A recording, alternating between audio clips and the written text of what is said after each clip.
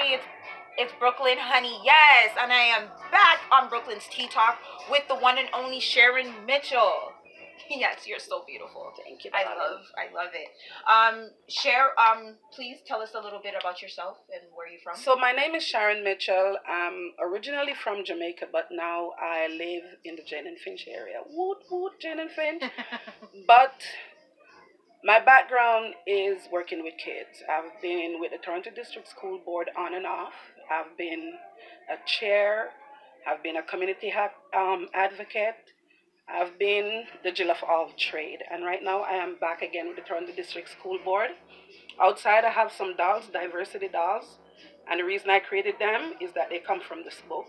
When I was a little girl, I used to sew fabric dolls with my great-grandmother. So living in this time, in this world, there's so much hate and stuff that's going on and bullying and kids talking about you're not my color and stuff like that. So I created diversity dolls and they're SMJ dolls, Sharon Mitchell Journey. So that's why I created them, to just make a difference and just to give kids and even adults something different to look at and to open their mind that this world is our home. We're already here and we need to learn how to live together and we need to learn how to change it. I also suffered with depression for a very long time, but I never let it stop me from reaching my goals, going after my dreams, even though at one point I had black garbage bags on my window. And it took a while for me to understand that the black garbage bags don't control me. I have to fight for my life. And that is just what I did. And I got the strength to fight for my life by seeing that I was neglecting my kids, and I'm like, you know what, Sharon, that is not you. So I had to get up, stand up, and just do what I have to do. I also have a painting program. It's called Painting for Life, and I created that while I was going through my depression. And now I use that to help families in my community. So that's just a little snippet of who Sharon Mitchell is. Yes, and the fact that she's from Jamaica. Hello. Yes, big up yourself, like Don't know? All right then. Yes. So I actually was able to be here to listen to you read a passage from your book. What inspired you to write Journey of a Mother? So Journey of a Mother has been in the making for over 10 years.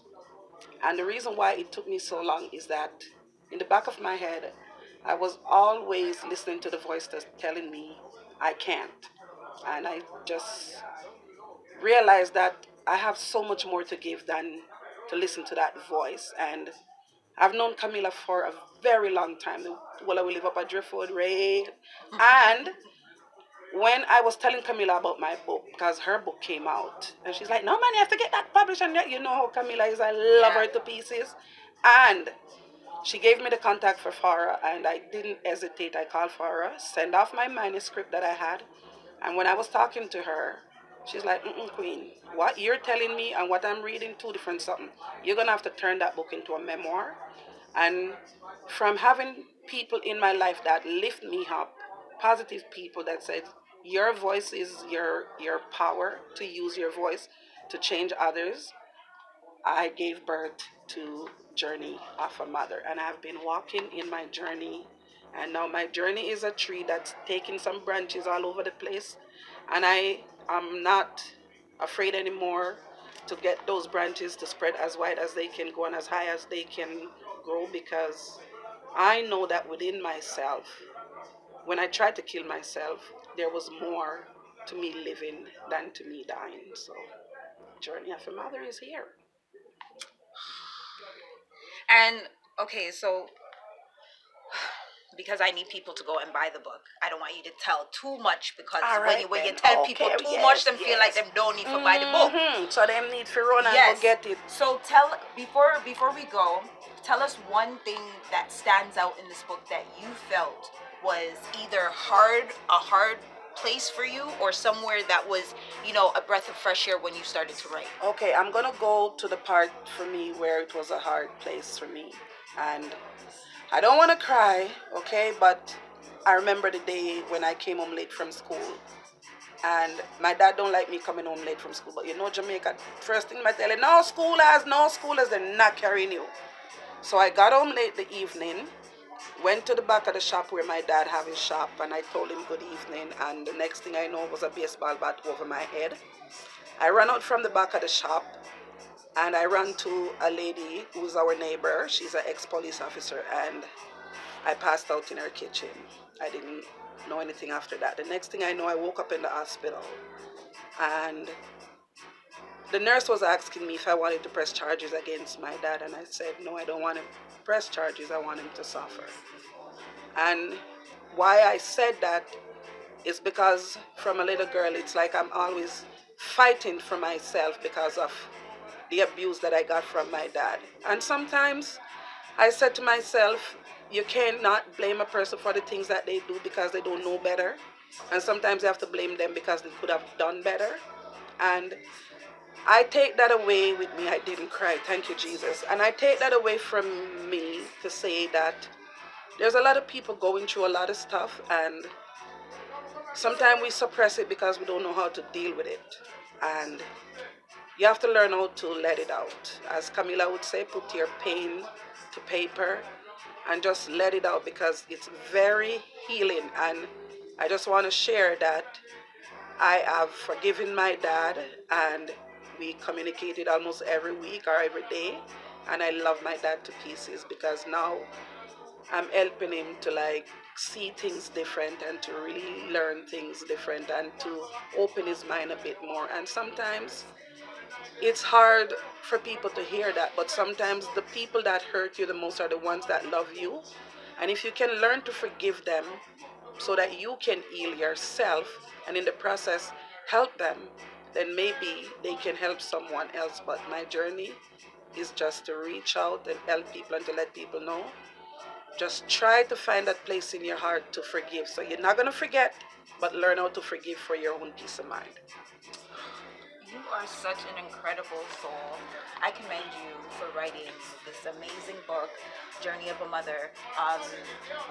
Before we go, is there going to be another part 2? Are you gonna write any more books? I wanted to do a part 2, but sometimes when you close a chapter, you just have to close a chapter. But I have a book in the back of my mind, and it's called Silent Storm, and that's all I'm just gonna say about that. But then there's a kids book, and it's called Journey into Soup. I've sent off the info to my publisher, so now I'm just waiting on the paper so I can get that book published and drop it for kids. Yes. So not only does she have a book for adults, she's gonna have a book for children as well. Thank you so much for sharing your story. You are such an amazing person. I wanted to tell you that, a lot of people like myself have gone through anxiety, depression, things like that.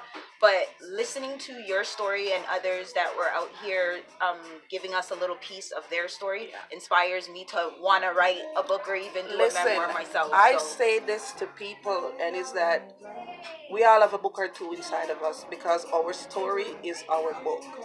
And when you talk to people about writing, they're like, oh, but I don't know where to start. There's always a place to start. Whatever you're going through, write it down. As Camilla said, write it the F down. Just keep writing it down. Because what you're putting onto paper is your story, is your pain, is you. And just let people know, I have to share this because there's a lot of people going through what you're going through, and a lot of people don't talk about it. So you have to learn how to talk about it. But not only that, you have to learn how to share it. And I'm just very thankful that I'm where I am from 5 years to now. It's been amazing. So I'm just embracing and just sharing. Well, thank you so much. Just let everybody know where they can find you, whether on any social media You can hit me up on my Instagram at Sharon Mitchell Journey, and you'll find me there. You can find me on my Facebook at Sharon Mitchell. You can find me on TikTok at Sharon Mitchell. I even have LinkedIn as Sharon Mitchell. You can find me on Twitter as Sharon Mitchell. So I'm all over the place. Just hit Instagram and you will find me. Yes, and remember to put on those notifications, because when she does come out with her children's book, you want to be the first to grab and get yourself a copy, like I'm about to go get myself a copy. So if you haven't already, grab your copy and enjoy Journey of a Mother. Thank you so much, Sharon, for sharing your story. Most welcome. Guys, go out and grab this book. It's also on the Biblio platform for the library, and it's across Ontario right now. So go get it. The audiobook is going to be dropping soon, and there's a Kindle version. Come on, guys, go get it. And remember, you too can write a book, okay? Let us know your thoughts below and hit that notification bell after subscribing. Visit wwetvn.com to check out this worldwide exclusive. Trending right now worldwide is